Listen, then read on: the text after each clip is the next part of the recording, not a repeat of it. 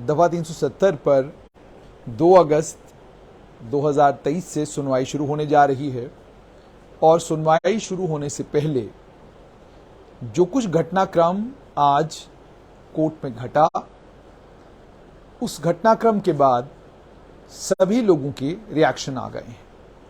सबसे पहले महबूबा मुफ्ती ने ट्वीट करा है और उन्होंने अपने ट्वीट में कहा है कि माननीय सुप्रीम कोर्ट का फैसला कि वो भारत सरकार का जो एफिडेविट है उसको लेकर, भारत सरकार का जो एफिडेविट है उस पर रिलाई नहीं करेंगे और ये भी कहा कि इसका लॉजिकल एक्सप्लेनेशन जो है doesn't have a logical explanation to justify illegal abrogation of article 370। उनका ये कहने का, उन्होंने ये कहा है कि माननीय उच्चतम न्यायालय ने जो ये फैसला किया है कि वो गवर्नमेंट ऑफ इंडिया के एफिडेविट पर रिलाई नहीं करेंगे, विंडिकेट करता है कि इसकी लॉजिकल एक्सप्लेनेशन नहीं है कि जिससे आर्टिकल 370 का इलीगल एब्रोगेशन जस्टिफाई किया जा सके। ये कहते हुए लेजिटिमेट एप्रीहेंशंस हैं कि क्यों सुप्रीम कोर्ट ने अनुच्छेद 370 के ऊपर सुनवाई कश्मीर में आने के बाद, कश्मीर का दौरा करने के बाद सुनवाई शुरू की है। 4 साल तक वो चुप रहे और अब उन्होंने कहा कि हम दिन प्रतिदिन इसकी सुनवाई करेंगे, उससे मिसगिविंग्स आ रही हैं। उम्मीद ये करते हैं जो देश का संविधान है, जिसकी कसम जुडिशरी खाती है, उसका बलिदान न दिया जाए ताकत के लिए और इससे जो कलेक्टिव कंसाइंस है लोगों का, जो इस मामले के बारे में बहुत थोड़ा जानते हैं, उनको सेटिस्फाई ना किया जाए। यानी पूर्व मुख्यमंत्री महबूबा मुफ्ती ने सुप्रीम कोर्ट के ऊपर कटाक्ष किया है। 4 साल तक सुनवाई नहीं हो रही थी, अर्ली हियरिंग की पिटीशन डाली जा रही थी और ये अर्ली हियरिंग की जो पिटीशन डाली, इसमें पूर्व मुख्यमंत्री महबूबा मुफ्ती और उनकी पार्टी का क्या रोल रहा, उसका लेखा जोखा भी उनको ट्विटर के ऊपर डालना चाहिए। उनको बताना चाहिए कि उन्होंने और उनकी पार्टी की तरफ से कितने वकील सुप्रीम कोर्ट में खड़े होंगे और कितने वकील इस मामले की पैरवी सुप्रीम कोर्ट में करने जा रहे हैं।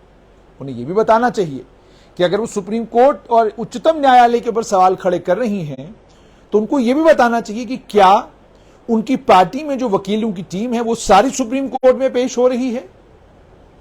और इससे पहले जैसे मैंने आपको कहा कि सुप्रीम कोर्ट ने अभी सुनवाई शुरू ही की है, आपको याद होगा सुप्रीम कोर्ट के ही एक जज साहब ने यह कहा था कि बड़ी अजीब बात हो गई है, हम जजों के लिए भी बड़ा मुश्किल हो गया है कि सोशल मीडिया के ऊपर जिस तरीके से जजेस को लेकर जो कुछ लिखा जा रहा है, जो कुछ बोला जा रहा है, या अभी केस की सुनवाई शुरू नहीं होती उससे पहले कंक्लूजन्स ड्रॉ कर लिए जाते हैं, ये सारी चीजें ठीक नहीं है।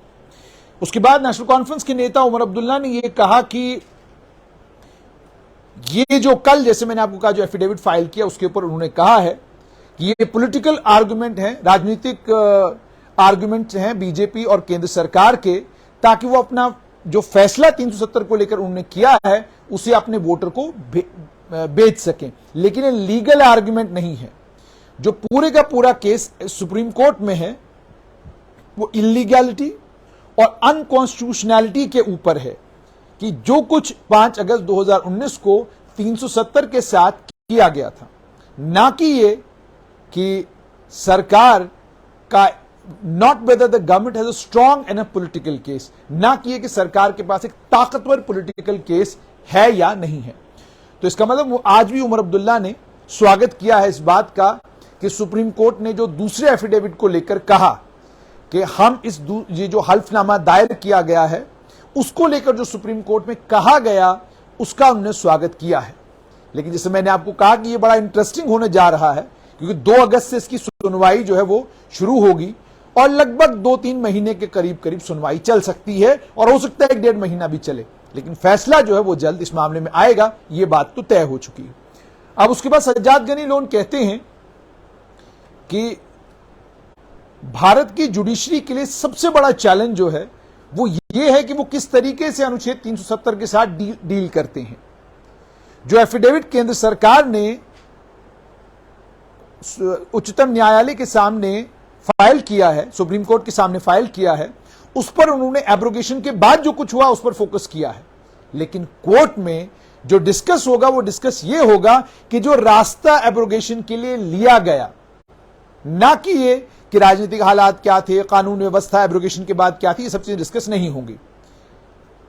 क्या एब्रोगेशन आर्टिकल 370 का जम्मू कश्मीर के लिए सही है या गलत है, इसका फैसला कोर्ट ने नहीं करना। कोर्ट ने यह फैसला करना है कि क्या कानूनी तौर पर यह सही है या गलत है।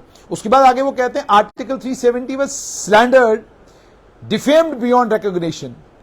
आर्टिकल अनुच्छेद 370 को बदनाम किया गया, इसको गाली बना दिया गया और हालत यह कर दी गई कि रिकॉग्नाइज नहीं कर पाते थे अब अनुच्छेद 370 है क्या। सच्चाई यह है कि as it exists is that article 370 is a form of federalism, a power sharing agreement. Article 3 से अनुच्छेद 370 बेसिकली एक तरह का फेडरलिज्म है जिसमें पावर शेयरिंग एग्रीमेंट हुआ केंद्र सरकार के साथ। मेरे अल्फाज याद रखिएगा, फेडरलिज्म के लिए शोर दिन ब दिन बढ़ता जाएगा। इस वक्त देश को जो सबसे बड़ी चुनौती है वो चुनौती है कि देश के फेडरल स्ट्रक्चर के ऊपर हमले हो रहे हैं। केंद्र सरकार आहिस्ता आहिस्ता राज्य सरकारों का जो दायरा है काम करने का, उस दायरे के अंदर घुस रही है। लूज फेडरलिज्म एक सच्चाई है और ये सबसे ज्यादा बोला जाने वाला, सबसे ज्यादा विचारा जाने वाला राजनीतिक कॉन्सेप्ट होगा पूरी दुनिया में आने वाली दहाइयों में। सज्जाद गनी लोन का स्टेटमेंट अगर आप देखेंगे, महबूबा और उमर अब्दुल्ला के कंपैरेटिवली पॉलिटिकली कम लोडेड है। जितना politically loaded statement Mehbooba Mufti का के कटाक्ष किया है उन्होंने सुप्रीम कोर्ट के ऊपर, और कहा है कि आपने अचानक क्यों कर दिया, 4 साल तक आपको ख्याल नहीं आया और अचानक 4 साल के बाद आपको ख्याल आ गया कि जी हमें इसकी सुनवाई करनी है। यह महबूबा मुफ्ती ने कहा है। उमर अब्दुल्ला ने उसकी जगह स्वागत किया। आज उन्होंने आज कहा भी कि मैं स्वागत करता हूं कि सुप्रीम कोर्ट ने यह कहा है। अब 2 अगस्त से जब सुनवाई शुरू होगी तो यह केस और इंटरेस्टिंग होने जा रहा है, क्योंकि जो भी सुनवाई होगी वहां जो वकील आर्ग्यू करेंगे, जज साहब जो कमेंट पास करेंगे, वो सब कुछ मीडिया में रिपोर्ट होगा। और यूं समझ लीजिए कि अगस्त के पूरे महीने में डिबेट ऐसा लगता है आर्टिकल 370 के ऊपर ही होगा। और इन नेताओं को भी अपनी कॉन्स्टिट्यूएंसियों को, अपने लोगों को बताने और सुनाने के लिए 2 अगस्त के बाद बहुत कुछ होगा। जो कुछ सुप्रीम कोर्ट में होगा उस पर राजनीति जम्मू कश्मीर के गलियारों में होगी, जम्मू कश्मीर के अलग अलग क्षेत्रों में होगी, और उसी पर आने वाले समय में जम्मू कश्मीर में जब चुनाव होंगे उसी पर चुनाव भी होने की संभावना है। दूसरी तरफ आप यह भी जानते हैं अनुच्छेद 370 है, इसको लेकर केवल राजनीति जम्मू कश्मीर में ऐसा नहीं होगा, देश के हर भाग में इस पर राजनीति होगी, हर जगह इस पर राजनीति होगी, हर तरह से राजनीति होगी। देखना सिर्फ यह है, जब 2 अगस्त 2023 से इस पर सुनवाई शुरू होती है, कोर्ट क्या मीडिया को इजाजत देगी कि दिन प्रतिदिन जो कुछ कोर्ट में हो रहा है उसकी रिपोर्टिंग की जाए, या कोर्ट यह कहेगी कि यह सारा क्लोज डोर में होगा, इसकी रिपोर्टिंग हर दिन जो है मीडिया में नहीं होगी। जब फैसला आएगा, फैसला मीडिया में डिस्कस हो सकता है, फैसला मीडिया में रिपोर्ट हो सकता है, लेकिन रोज की सुनवाई रिपोर्ट नहीं होगी। ये सब चीजों पर हमारी नजर रहेगी। लेकिन फिलहाल ये कि सज्जाद गनी लोन, उमर अब्दुल्ला, महबूबा मुफ्ती तीनों ने अनुच्छेद 370 को लेकर बयान दिया है। महबूबा को जहां सुप्रीम कोर्ट पर विश्वास अविश्वास के बीच में उनका मन डोल रहा है, उमर अब्दुल्ला सुप्रीम कोर्ट को लेकर बड़ी समझदारी के साथ बात कर रहे हैं, और Sajjad Gani Lone politically loaded statement देने की बजाय यथार्थ पर बात करते हुए ये कह रहे हैं कि लूज फेडरलिज्म एक सच्चाई है और इस सच्चाई का शोर आने वाले दिनों में बहुत ज्यादा होगा।